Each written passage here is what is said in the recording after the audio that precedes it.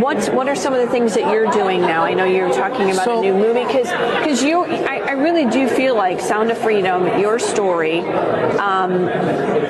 it pulled the veil back. Everyone did. Then all of a sudden, if that was just it, I mean, you've got to feel like, wow, God really used God did it. Because it was like, hello world, this is what's happening, and everybody went, oh, Satan. I know this was happening, kind of, sort of, but I watched it. Yeah, the adversary did everything possible to keep that movie from coming out. God touched 100 million hearts.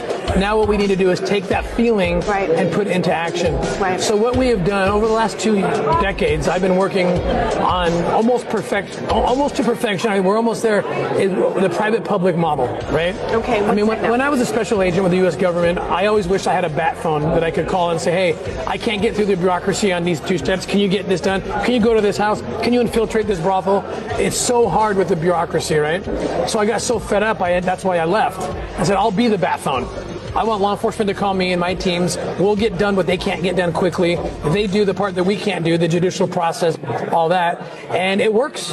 Together, when we work together, we can infiltrate anything, go anywhere, and get anything done. And united force. And we prove that model. We've proved it over and over again, but we have a documentary coming out this summer called Hidden War. Hidden War. Oh, and it documents a rescue that we did, the biggest one I've ever done. It's no actors, it's documentary. So is this one that was not included in Sound of Freedom? No, this is totally separate. Yes. It's a documentary. But I mean, this situation didn't happen in Sound of Freedom. This is a whole new... Totally separate, yeah. It started in the war in Ukraine. We went out to Ukraine to rescue the children in the middle of the war, orphans who were left alone. We got thousands of them out. We found this trafficking organization out of Holland. And I won't spoiler alert it, but we ended up running through 6 countries, 3 continents, dismantling the entire thing. And it ends in a child sex hotel in Ecuador where we rescue hundreds of children who are being exploited for money, where you go buy a ticket and go have sex with a 10-year-old. But here's the key that I learned, because this group wasn't just a pedophile group or average trafficker.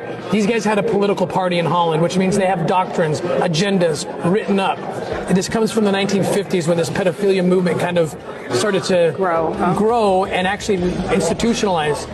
And what I discovered was... Pedophilia group institutionalized. Just when you say that, it just... Yeah. Well, they've been trying since the 50s. There's so much money in it. There's so much power in it. So much money and power and lust. And so... Demonic, yeah. You know, I started looking at their policy agendas. What did they want accomplished? They want to sexualize kids at a young age. They want to empower children over parents. In the 50s and 60s, they were saying, let children vote by age 12. What that really meant is give them power so that we can have sex with them without their parents getting in the way. And on and on. And then what I found out was, as I studied the pedophile agenda, I realized that it was almost a mirror image of the leftist agenda. Sexualize kids early, empower them over their parents, not over voting, but over the trans voice. Right? If a 13-year-old can tell mom, you can't stop me from cutting my genitalia off, what's going to stop that 13-year-old from saying, I now identify as a 30-year-old and I want to have sex with a 50-year-old pedophile? And the suicide rate goes up over the roof after they get their genitalia cut off. Surprise, surprise. I just had Chloe sitting in the same seat a little bit earlier, and she was same thing at 13. She made all these decisions. It's unbelievable. And the state pushed her, let her. Well, mom gets awards, and she's said she's a hero for what you're doing. You destroyed your child, but you're also doing the pedophile agenda. Yeah. And so what I want the left, the salvageable ones, to watch this story and understand. I'll get them to hate the pedophile agenda, and then the twist ending is you're doing it.